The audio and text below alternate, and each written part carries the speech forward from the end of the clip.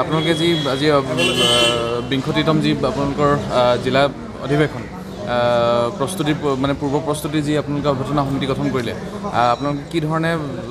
যুঁজা চলাব? সদৌ ডিব্ৰুগড় জিলা ছাত্ৰ সন্থাৰ বিংশতিতম সাধাৰণ অধিৱেশনৰ বাবে টেঙাখাত আঞ্চলিক ছাত্ৰ সন্থাক বিগত কাৰ্যনিৰ্বাহত সিদ্ধান্ত গ্ৰহণ কৰি দায়িত্ব অৰ্পণ কৰা হৈছিলে আৰু টেঙাখাত আঞ্চলিক ছাত্ৰ সন্থাৰ আতিথ্যত এইবাৰ সদৌ ডিব্ৰুগড় জিলা ছাত্ৰ সন্থাৰ বিংশতিতম সাধাৰণ অধিৱেশন অনুষ্ঠিত হ'ব আৰু আজিৰ এখন পূৰ্ণাংগ অভ্যৰ্থনা সমিতিৰ ৰাজহুৱা সভাৰ যোগেদি গঠন কৰা হৈছে। শ্ৰদ্ধাৰ লক্ষীনাথ শৰ্মা ছাৰ আৰু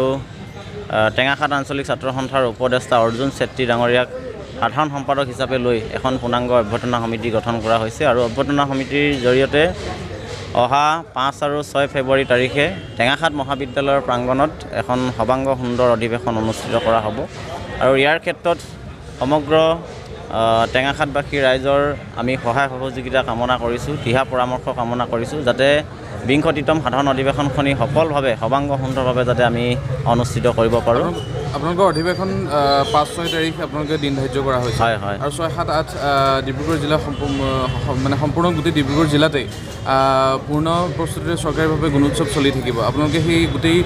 দিশসমূহ কি ধৰণে চালি জাৰি চাইছে যে শিক্ষকসকলক বা শিক্ষাৰ যি দিশটো কি ধৰণে আপোনালোকে জড়িত কৰা মানে লগত আপোনালোকৰ জড়িত হৈ থকাটো বিচাৰিছে? গোটেই বিষয়টো আমাৰ যিহেতু এখন সাধাৰণ অধিৱেশন আৰু সাধাৰণ অধিৱেশনখনৰ জৰিয়তে আমাৰ যিটো সাংগঠনিক যিটো দৃষ্টিভংগী আৰু সংগঠনটোৰ আমাৰ জিলাখনৰ সৰ্বোচ্চ সাংগঠনিক কাৰ্যসূচী হিচাপে আমাৰ বিংশতিতম সাধাৰণ অধিৱেশনখন হ'ব আৰু তাৰ সমান্তৰালভাৱে বিদ্যালয়সমূহৰ গুণোৎসৱ থাকিব। বিভিন্ন আঞ্চলিক ছাত্ৰ সন্থাই উক্ত বিদ্যালয়সমূহৰ যিটো সুন্দৰ যিটো পৰিৱেশ গঢ়াত আঞ্চলিক ছাত্ৰ সন্থাবিলাকে নিজৰ নিজৰ ঠাই বিদ্যালয়সমূহৰ